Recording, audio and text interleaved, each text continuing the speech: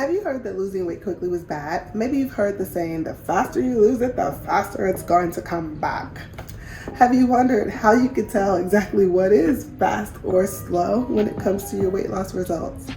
If you're silently wondering, I wonder how much I can expect to lose if I were to truly dedicate myself to a process for 6 months, then you're in luck, and that's what this video is all about. We're going to be talking about 5 questions to ask yourself to get an idea of how much weight you can actually lose in a 6-month period. Hi, my name is Concita Thomas. I'm a food and fitness strategist, and I help women over 40 lose 30 plus pounds without diets or excessive exercise. And part of that is helping them understand how to move and eat in a sustainable way so the results are inevitable and sustainable. But a big part of it too has to do with the mindset piece and setting expectations for the journey, understanding what's likely to happen, what's normal, and when we need to course correct. Pay attention. And part of that is expectations around rate of weight loss results. Oftentimes, when I'm talking to a prospective client, they'll share with me what their goals are for 6 months. Because fun fact, my signature program, Get It Off, Keep It Off, is a minimum 6-month commitment. You can either do 6 months or 12 months. So when I'm talking with a prospective client and we're talking about what they want to achieve, they'll often share with me a number goal, how much weight they want to lose in that time period, and they'll quickly follow it up with the question, is that realistic, Concita? And my answer is always, it depends. The truth of the matter is, I have had clients take 6 months to lose 20 pounds. I've had clients lose 60 pounds in 6 months. And in each case, they all did so in a sustainable way. And the reason why it may take one client 6 months to lose 20 pounds, while another can expect to lose 60 pounds in that same period of time, is wrapped up in the answers to these 5 questions that I want you to ask yourself to be able to determine how much weight you can lose in a 6-month period. Are you ready? All right. The first question is, how well do you understand what is required to produce the result? Oh my goodness. If I had $1 for every time that someone shared with me what their weight loss process was like. Many times the process is way overzealous, and it's definitely a setup for a setback. It's set up to guarantee that you're going to get a quick win, you're going to quickly peter out, and then you're going to gain all that weight back plus some. But then in other cases, the process doesn't, the juice isn't worth the squeeze.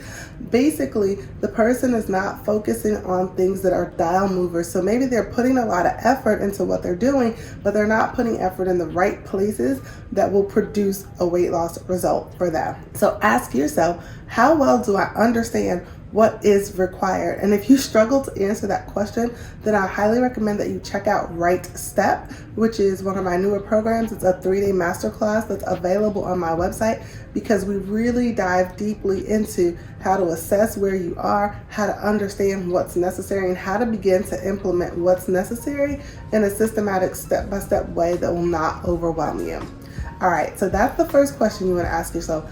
The second question, this is a very important one, is how much of what is required are you already doing?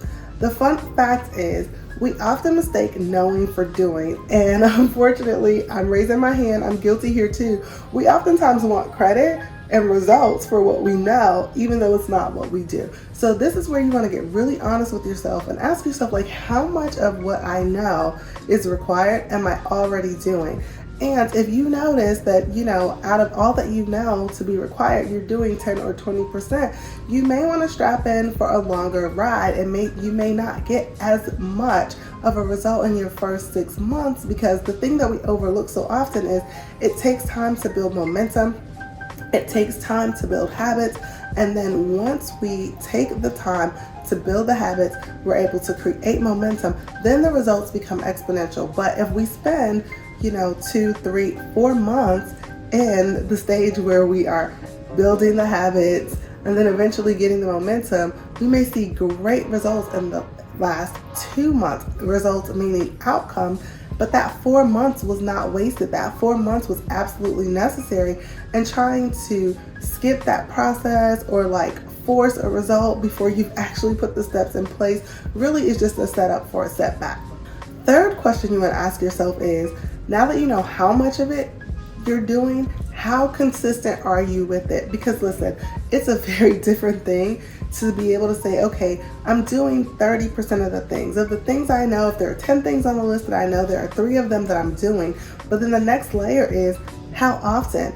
Oftentimes we judge ourselves by like what just happened, and this could be good or bad. Sometimes we are overly optimistic about how well we're doing because we've done well for the last 3 days. On the other side, sometimes we will feel like we're failing and we're not doing enough because we had a really bad last 2 days. So you want to look over a larger period of time, like over the last 3 months. If you say you're doing 30% of what it takes and you feel like you've been really consistent, I encourage you to widen that frame. Have you been really consistent over the last 3 months, or have you been really consistent over the last 3 days?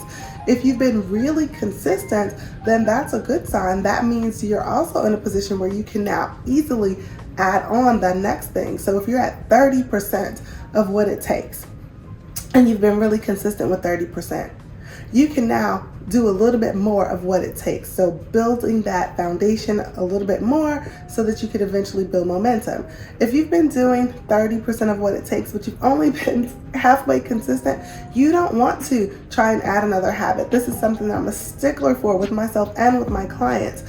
You have to be consistent first before you can compound. So consistency before compounding. So you want to ask yourself, how consistent have I been? And then you want to make sure that you answer honestly. I've got more where those came from, but I'm curious, how have you in the past determined how much you expected to lose at any period of time? Go ahead and drop it in the comments below to share it with me and with the community here.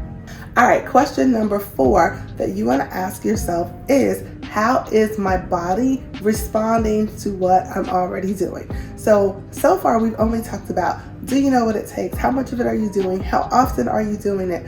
And you may be thinking, Katita, this just tells me faster or slower. This isn't really giving me, it's going to take me this many weeks. It's going to take me this many months. Well, this is where that piece of information comes in. How is your body responding to what you're already doing? So in our example, if you're doing 30% of what it takes and you've been really consistent with that, what have your results been over the last month, 2 months, 3 months? If you have consistently been losing 2 pounds or 3 pounds and you've been discouraged because you're like, that's so slow, I'm never going to get there, you actually now know that that's amazing, because if you're only doing 30% of what it takes and you've been consistent with that 30% and you're getting a 2 to 3 pound weight loss every month, you can extrapolate that over time. That is about 36 pounds in a year. Congratulations. If you do nothing more, you're going to get an amazing result if you just keep going. However, if you're like, Katita, that's not enough, I need more, then know that as you begin to compound, after you were consistent, you begin to compound the daily actions, they become habits, you build momentum. You want to take a look again, well, how much progress am I getting over a month? And then you may discover, okay, now I'm losing 5 to 6 pounds consistently every month. And that can give you an idea of how much weight you can expect to lose over the next 6 months. But let me give you a warning here, a word of caution. Weight loss is not always linear, and just because you lost 5 or 6 pounds this month doesn't mean it's going to necessarily repeat exactly that way next month, even if you do the exact same things. Who knows? It could be that you experience like that momentum and you lose 10 pounds the next month, or it could be that you lose 2 or 3 pounds the next month. So this is all relative, and you want to keep that in mind while you're on your journey. This is not like saving money in the bank where you're guaranteed if you put this many dollars in every single month, at the end of a year, you're going to have this many dollars. Weight loss is not linear, so you want to focus on controlling what you can control, paying attention to how your body is responding so you can have an idea of where you may land, but not being emotionally married to that particular outcome. All right, the 5th and final question that you want to ask yourself, especially if you're like, but girl, I want more results, I want more results, I want more results. If you feel that way, is how much capacity, mental, emotional, financial, do you have to add more or to be more consistent? Here's what I mean by that. Going back to our example, if you were doing 30% of the things and you were being consistent with those and you were getting a 2 to 3 pound weight loss every single month, and you're a busy mom, you work, you've got a new baby, your husband just got a promotion at work, so you're doing more of the household stuff, you're in community organizations, you feel just pulled like in all directions, you are at capacity, then chances are that you don't have capacity to add more things to get a faster result. And you may be better served just staying the course with what you're doing, staying uber consistent with that 30% and getting that 36 pound weight loss over the year, 18-pound weight loss over 6 months. Because here's the secret. Why are we in such a hurry anyway? Because if we're doing things the sustainable way, what we're doing right now is what we're going to have to continue to do regardless, even to keep the results. So that's something to tuck in your back pocket and think about. Didn't even plan on saying that. However, if you say to me, no, Concita, actually, I have capacity. I just hired a nanny, or I got a promotion at work, but it also came with an assistant, or I just hired out my house cleaning or my laundry, and so I do have extra capacity and I want more results.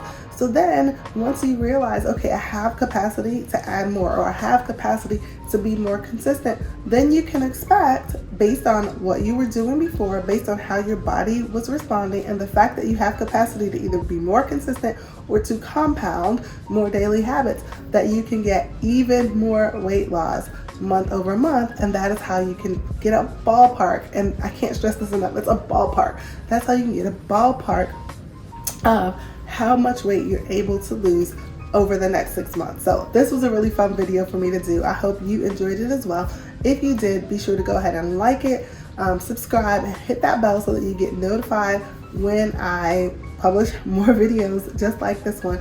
And if you've enjoyed this video, and if you've enjoyed this perspective, and you're like, oh wow, Concita, I've never thought about it this way, and you're like, you know what, I want more of that. As a matter of fact, girl, I think I want to be coached by you, because I like the way that you think about this process, and I want to have some of that in my life, some support and accountability from someone who sees the nuance and who is able to keep me level-headed about what to expect and what to expect myself to put into this process. Then I invite you to check out my signature program. It's called Get It Off, Keep It Off One-on-One Coaching. I have added that link in the description box. If we are in enrollment right now, you can go ahead and apply for that program. However, if we're not, and you see that there's a wait list when you go to that link, be sure to add your name to the wait list. Because when your name is on the wait list, if a spot becomes available before an enrollment period opens, you get an email to let you know, and you also get early notification when enrollment opens. We only take a limited amount of clients each time, and so getting that early notification can make the difference between getting in the door or having to wait for the next enrollment period. So that's all I have for you today, friend. Until next time, stay fierce.